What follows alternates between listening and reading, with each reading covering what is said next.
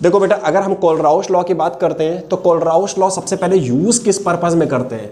Kohlrausch law का use हम लोग करते हैं किसके लिए? Molar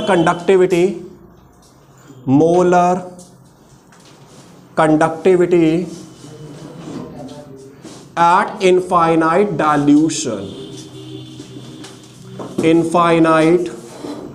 dilution. समझते हैं? कोलराउश लॉ का यूज हम लोग जो करते हैं, हम लोग फाइंड आउट करते हैं मोलर कंडक्टिविटी इनफाइनाइट डाइल्यूशन में। हम लोग मोलर कंडक्टिविटी फाइंड आउट करने के लिए करते हैं। किसका यूज? कोलराउश लॉ का। मेरी बात समझ में आ रही? कोलराउश लॉ का यूज हम किस में करते हैं? इनफाइनाइट डाइल्यूशन में मोलर कंडक्टिविटी फाइंड आउट करने के लिए यूज करते हैं। और ये एप्लीकेबल है किसके लिए? वीक इलेक्ट्रोलाइट के लिए। किसके लिए है? Weak electrolyte. मेरी बात समझ आ रही है कि कोई भी वीक इलेक्ट्रोलाइट अगर होता है तो उसकी मोलर कंडक्टिविटी इनफाइनाइट डाइल्यूशन में फाइंड आउट करने के लिए हम यूज करते हैं किसका? कोलराउश लॉ का। बात समझ आ रही है?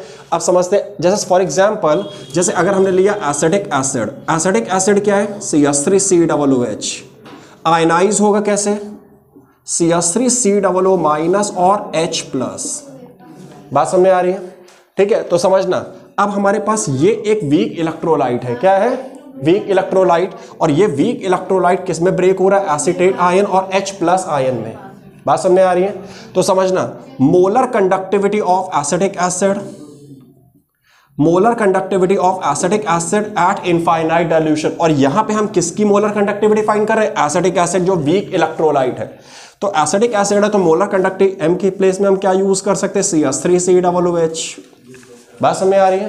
क्लियर? तो इसकी मोलर कंडक्टिविटी, एसिटिक एसिड की मोलर कंडक्टिविटी, एसीटेट की molar conductivity CH3COO minus eight infinite dilution, molar conductivity of H plus eight infinite dilution के सम के इक्वल होती है। बात समझ आ रही? ये क्या है? ये कोलराउश लॉ है। तो कोलराउश लॉ का स्टेटमेंट क्या होगा? The molar conductivity of weak electrolyte is the sum of molar conductivities of its cation and anion। जितने भी कैटायन और एनायन का फॉर्मेशन होगा उनकी मोलर कंडक्टिविटी का जो सम होगा वो इलेक्ट्रोलाइट की मोलर कंडक्टिविटी के क्या होगा? इक्वल होगा। कोई डाउट? क्लियर? कोलराउश लॉ की हेल्प से क्या फाइंड करते हैं? Molar conductivity eight infinite dilution. मेरी बात समझ आ रही है? फॉर एग्जांपल, जैसे अगर हमको इसके लिए यूज करना हो बेरियम क्लोराइड। क्या? Barium chloride. फॉर्मूला क्या है? BaCl2 डिसोसिएशन में क्या देगा? Barium ion that is Ba+2 and 2 moles of Cl minus. तो यहां पे कैसे हम इक्वेशन बना सकते हैं? Molar conductivity of barium chloride at infinite dilution is equal to the molar conductivity of barium ion at infinite dilution and 2 times of molar conductivity of Cl minus at infinite dilution। मेरी बात समझ में आ गई? Note करो। Listen, suppose that अगर हमारे पास कोई भी केमिकल रिएक्शन गिवन हो। क्या गिवन हो? केमिकल रिएक्शन समझते हैं कैसे? जैसे सपोज दैट आयोनिक रिएक्शन के फॉर्म में AB और ये क्या है? CD। ठीक है, यहां A प्लस है, B minus, C plus, D minus. Clear? अब A किसके साथ कंबाइन होगा? D के साथ। C किसके साथ कंबाइन होगा? B के साथ। मींस किसका फॉर्मेशन होगा? CB। सपोज दैट अगर कोई केमिकल रिएक्शन गिवन हो तो उस सिचुएशन में यहां पे 1 2 3 4 कंपोनेंट है। बात समझ आ रही? 2 रिएक्टेंट और 2 प्रोडक्ट। इसमें से 3 की तुम्हें मोलर कंडक्टिविटी क्वेश्चन में गिवन होगी और 4th की तुम्हें कैलकुलेट करनी होगी। मेरी बात समझ आ रही?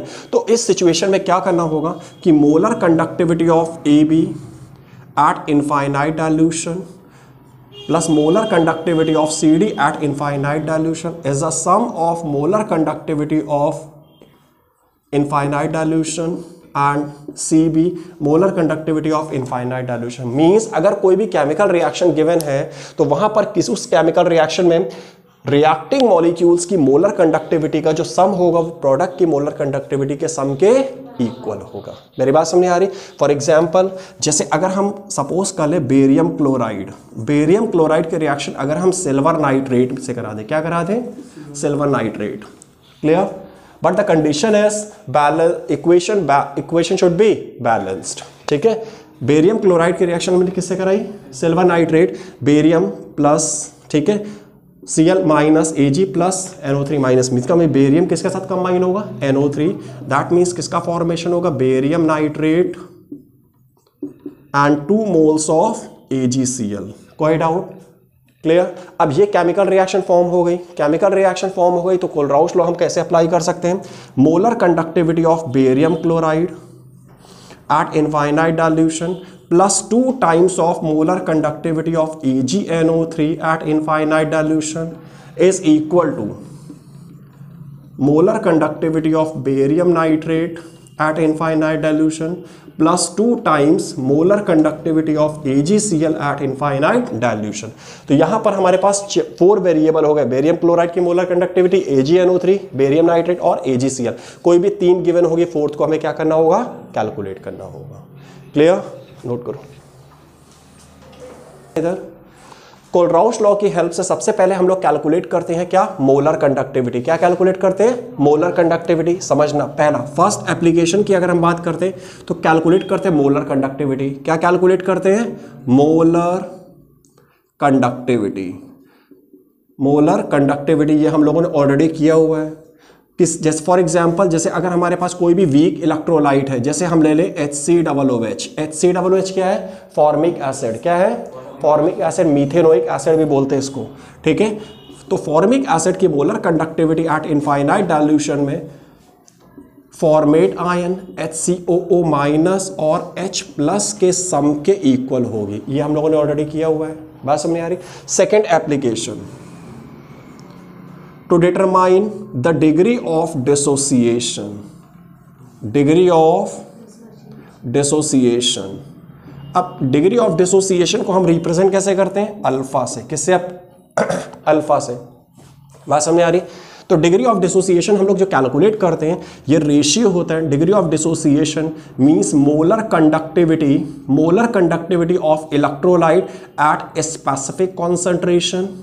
स्पेसिफिक कॉन्सेंट्रेशन एक फिक्स कॉन्सेंट्रेशन पे, ठीक है, and molar conductivity of a weak electrolyte और a compound at infinite dilution. मेरी बात समझ में आ रही। अब इन दोनों में डिफरेंस क्या है, समझना इधर।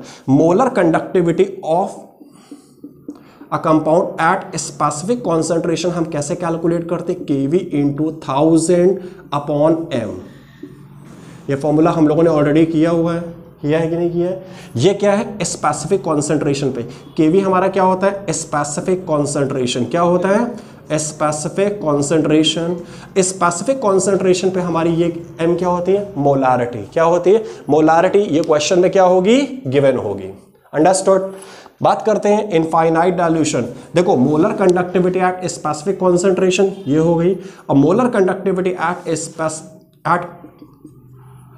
Infinite dilution. इनफाइनाइट डाइल्यूशन का क्या होगा, A plus and B minus. बस इन दोनों का रेशियो हमारा क्या हो जाएगा, degree of dissociation.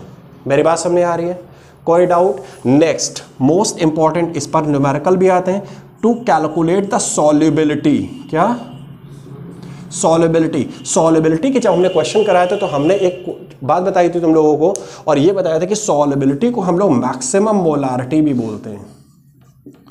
Maximum molarity. मेरी बात समझ में आ रही। अच्छा समझना इधर, ये एट स्पेसिफिक कॉन्सेंट्रेशन है, molar conductivity Kv into 1000/m।